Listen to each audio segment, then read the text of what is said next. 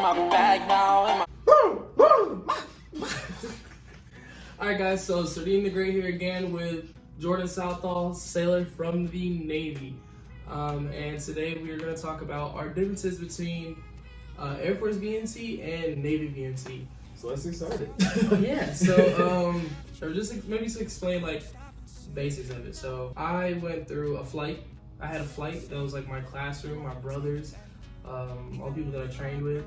So it was about 50 of us, and we had an MTI. So it's the scary people that wear the black hats and yell at you and stuff, and training, things like that. What did you guys have? Like, I know it's called different stuff. Yeah, so basically we have a division, and we're on a ship, and we have people that are in charge of us, our RDCs. So, you know, those are the big scary guys that are in their dress uniform and yelling and barking at us all day. Our MTIs only wore their dress uniform like when we wore a dress uniform. Usually they were in ABUs. We got our battle uniform and we got our dress uniform, or like our service code. Or yeah, we have the blues. Yeah. We have our blues and we have our ABUs. Oh, okay. Well, how many different uniforms do you guys have? We have 3. We have our working uniform, we have our dress blues, and we have our service uniform. So working uniforms. What's the difference? Like when do you? So I assume you use your your camouflage like uniform, whatever. You use that during like work and everything like that.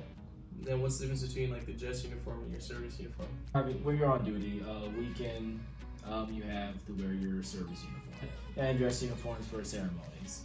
Oh, okay, cool. I didn't know, like, because we just had 2. So my basic training was 8.5 weeks, but only 8 of those weeks was really training. The last half week was graduation ceremonies, and we don't have Airman's Week anymore, but it was kind of the whole week we kind of got base live and town live and things like that. So what about you guys? Yeah, no, we have 8 weeks.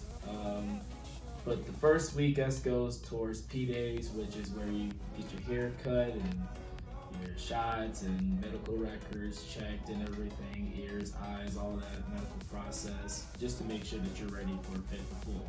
And then after that, welcome to boot camp. And it's just, a lot of training, a lot of, reading out of your books and classrooms, death by PowerPoint. All of that wrapped into the next 7 weeks. And so we didn't really have like a day or a weekend to ourselves to whatever y'all called it, like what is it that you called it? They did like a week before you graduated. Oh, we don't have that anymore. It was the week, the last like 4 days was when it was like training was pretty much over. And we had like family would come, or we would get like base live, so we'd get to go around the base and stuff like that. So yeah, training was pretty much done by that point. Like all the ESC was taken, the beginning of the week of that week, or like the end of the 7th week, and then last PT test was taken and things like that. So those few days were really just make sure everything looks in order for graduation. Make sure that we practice we practiced for the graduation ceremony. Most training was done by that point. Yeah. I mean, we kept training in a way, and definitely a lot of practice for graduation ceremonies. We had, for me, because I had to leave the next day to go to A school, I had 1 day of liberty after graduation, and so I could see my family, my friends, and then after that I went back to the to my division, back to my ship, and to my division. After that, I got shipped out to my A school. Okay, yeah. So that was after graduation. It was the next night, I believe, is when we got shipped out to tech school. Some people took buses, some people took planes. Just depending on how far away their tech school was. So yeah, that's the difference right there too. Tech school for the Navy is called A school, and A school for the Air Force is called tech school. That's cool. That's 2 of them. What was the food like? Like the chow hall. What was the food like for you guys? You hear this a lot, that the food is just gross and everything. I mean, as far as boot camp food goes, it's pretty nice. You know, they had ribs at one point, and that was pretty good. You know, yeah, you know, at times where there was just really some bad food. Having a flashback right now, but you know, the dried chicken. Oh my goodness. But you know, at times they had some really good stuff, especially for certain holidays. I know I was there during Easter and Mother's Day, so they try to do a little more special, you know, food for you there, and yeah, it was pretty good. You know, pretty good. Were you guys timed on how long you could eat? Like, we got 15 minutes tops. Usually they were like, get out there, get in, get out as quick as you can. Like 5 minutes is the ideal time, but they gave us a total of 15 minutes. But if you took the 15 minutes, then you're getting yelled at, and you're terrible at it. But you know, so we got 15 minutes to eat. Did you guys have like a time limit? Honestly, we had some time to eat, man. You know, we had about like an hour. 40, sometimes 45 to an hour lunch. You know, and that's all to get in line and get your food, to sit down. You could not talk to anyone. Couldn't. You know, no, you couldn't talk to anyone. They'll come at you and chew you out, and they'll say some really mean things about your family and who you are. but yeah, we had a little more time to eat. You know, so it was fun. Yeah, so. Must be nice. We had a rush. We had a rush to eat. Yeah. What was PT like for you guys? Was it like, we had PT? So our PT didn't start until a weekend, and or maybe 4 days in, and it was every day. We had like a winter schedule and a summer schedule. When I went there, I did like half summer schedule and then half winter schedule. So summer schedule, you do PT like later in the day, summer schedule you do PT in the morning. So like, we literally wake up and then we have to start making up beds, brush our teeth, do all that good stuff. At 5, we wake up at 5:45, and then we have to be downstairs to start PT by 6 o'clock. That was on the summer schedule. And then on winter schedule, we had PT like later in the afternoon. Well, it was kind of like that for us. It wasn't like a winter, summer for me. I think it was just It's probably the time of year that you went. Yeah, it was just time of the year I went to. You know, it was just always cold. And I was in Chicago as well, so it's, you know, definitely very cold up there. So in the morning we'll wake up, you know, we have 15 minutes to brush our teeth, shave, and make up our beds, and then we get to the tow line and stand there at attention, and we'll wait for our RDCs to tell us what to do next. Usually we just go to chow, and we'll eat, come back. But PT, we didn't really PT every single day. Most of the time we did class, we went to classes, and we'd go through PowerPoints and other stuff, like other extra training, but it really wasn't a lot of PT, you know, every single day. We had certain PT sections. I believe for us, it was Monday, Wednesdays, and Fridays, and sometimes Saturdays as well.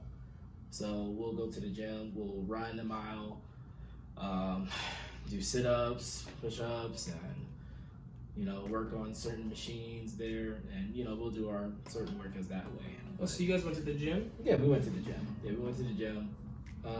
We weren't really always outside just because of the time of the year it was freezing, so we couldn't go outside as much and work out there. But you push them far enough and get them angry, you know, we'll do something out there. We had days that consisted of just running, and then we had days that consisted of everything else, and it would alternate every day. So yeah, we worked out. We did exercise every day except for Saturday and Sunday, I believe. Yeah, we didn't work out on Saturdays. Sundays we didn't do anything but take care of our RLA, which is our recruit living area. So we'd practice our folds, clip all strings. We do 1x3s, which is like push-ups and sit-ups, a little technique that you were taught to, like, you know, get more. And that was for Saturdays and Sundays, or just Sundays? Just Sundays. Just Sundays. Yeah. Yeah, that's kind of what we had for Sundays. We'll start our day by, of course, getting up, brushing our teeth, shaving, making our bunks on Sundays, and then going to chow, and they come back. And from 7 all the way up to 1 o'clock, we had our time to make up our, practice our flows, shine our boots, really write our letters to our loved ones. They also give you time to go to church in your respective religion. They had a couple of them there. And all the way up to 1 o'clock, we'll be able to do that. And then from there, we'll go into, our regular day, like that you've done from Monday to Saturday. So they let us write letters. We couldn't write letters all day on Sunday. Like if somebody walked in, like an MTI walked in on a Sunday, and we were sitting there writing letters. No. We couldn't take naps, and we couldn't write letters on Sundays. Definitely not. We can only really write letters whenever our MTI said, you guys deserve to write letters, and we're gonna give you 15 minutes to write the letter and then run it out to the post box. Yeah, that's when we got to write letters.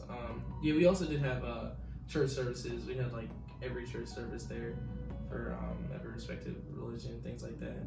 So like what we had was security watch and rovers and stuff. So you get up out your bed, you go use the bathroom and everything like that.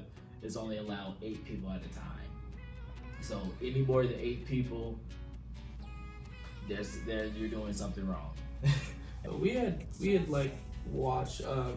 Ours was called EC, so it was entry controller duty.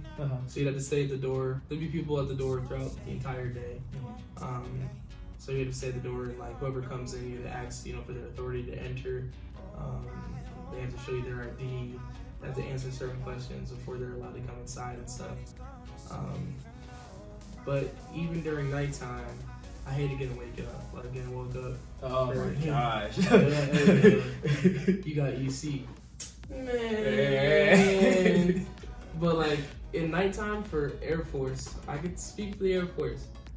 It's a big no-no doing anything after lights out. Yeah. You can't fold your socks after lights out.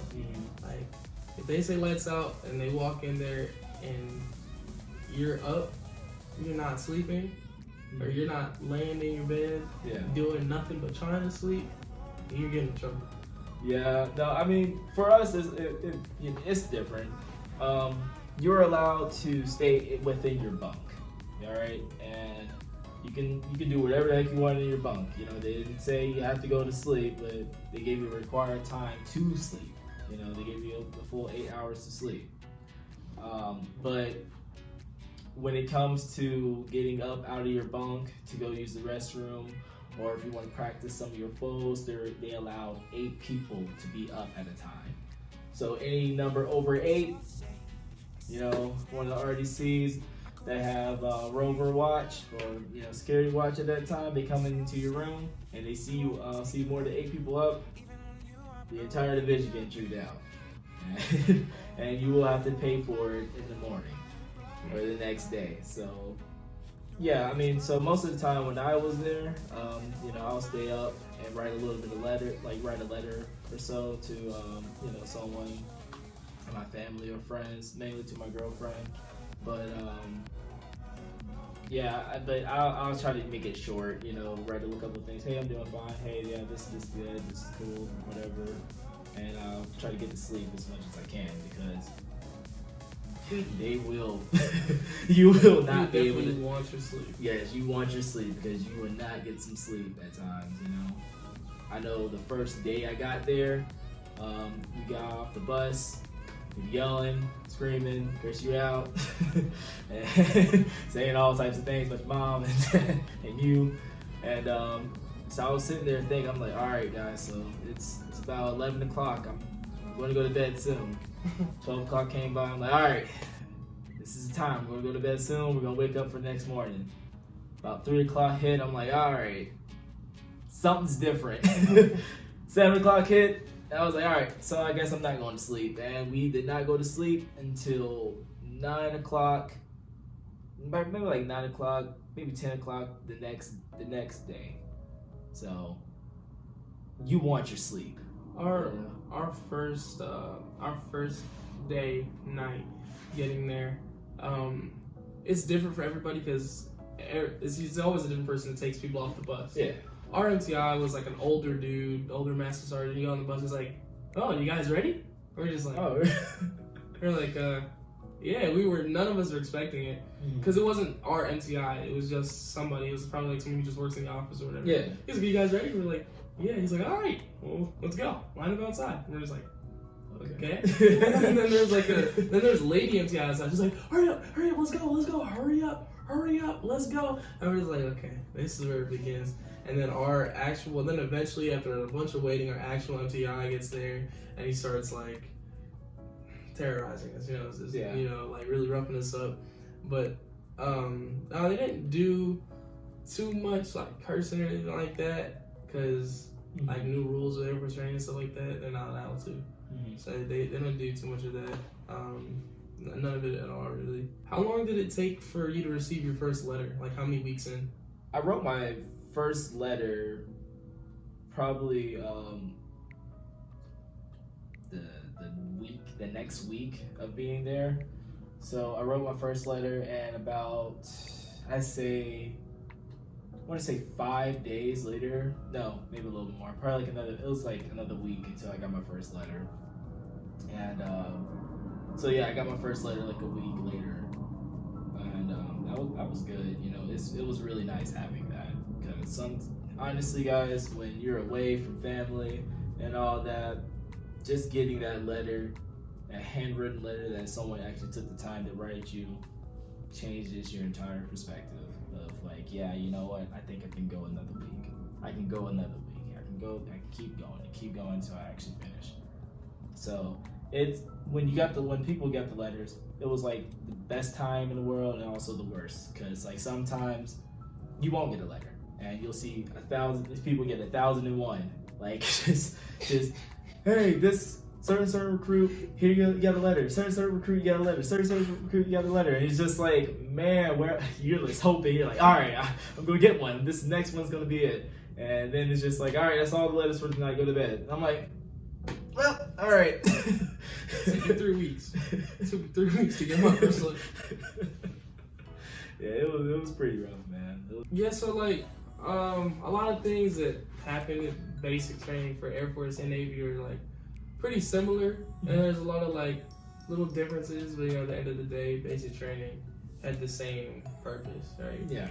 And so I hope you guys found that video informational. So maybe I got some people that are watching about the Navy now as well. Yeah. Or maybe people that aren't interested in the Air Force, you're interested in the Navy. There's some information on both of the branches. So until next time, guys, stay great.